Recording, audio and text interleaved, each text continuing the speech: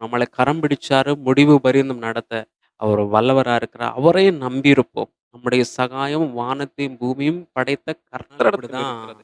அடுத்த நாள் சாப்பிடுறது கூட எங்க வீட்ல அரிசி கிடையாது. திருமணமாகி ஒரு 5 மாதம் கழிந்து நானு ஒரு பார்மசில வேலை செய்து கொண்டிருந்தேன். அன்று ராத்திரியில நானும் என் மனைவியும் பேசிட்டு படுத்திருக்கிறோம். நாளைக்கு நமக்கு சாப்பிடுறதுக்கு ஒண்ணுமே இல்ல. வீட்டுல அரிசி எல்லா சாதனமும் தீர்ந்து போச்சு. நாளைக்கு என்ன பண்ண போறோம்னே தெரியலையே! நாளைக்கு தண்ணி குடிச்சிட்டு இருந்துரும் அப்படின்னு சொல்லி ராத்திரி நாங்க பேசிட்டு அ ஜெபம் பண்ணோம்.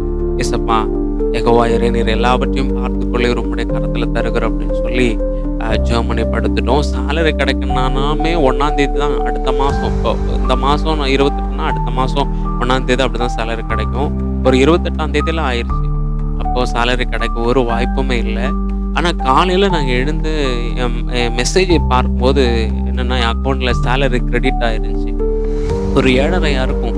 எங்க ஓனர் கூப்பிட்டு சொன்னாரு, "நான் இப்படி ஒரு இடத்துக்கு வரப்போறேன். அதனால சேலரி லேட்டா தான் போட முடியும். அதனால உனக்கு மட்டும் போட்டு விட்டேன்" அப்படின்னு சொன்னாங்க. நான் அந்த இடத்துல முழங்கால்ல நின்று கண்ணீரோடு என் ஆண்டவருக்கு நான் நன்றி சொன்னேன். ஏன்னா, என்னுடைய குறைவுகள் எல்லாம் அவருடைய மகிமையில நிறைவேற்றினார், நிறைவாக்கினார் என் தேவன்.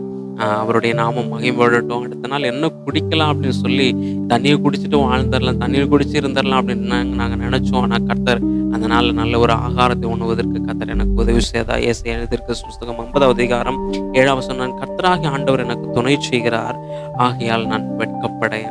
அவர் நமக்கு துணை செய்கிறபடியினால நம்ம ஒரு நாளும் மனுஷர்களுக்கு முன்பாக இல்ல இந்த உலகத்திற்கு முன்பாக நம்மளை வெட்கப்பட விட மாட்டாருங்க.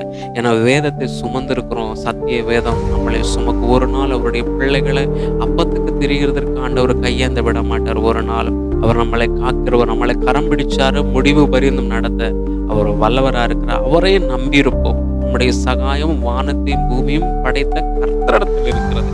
அதனால எந்த தேவனாலும் அவருடைய சமூகத்துல காத்திருங்க.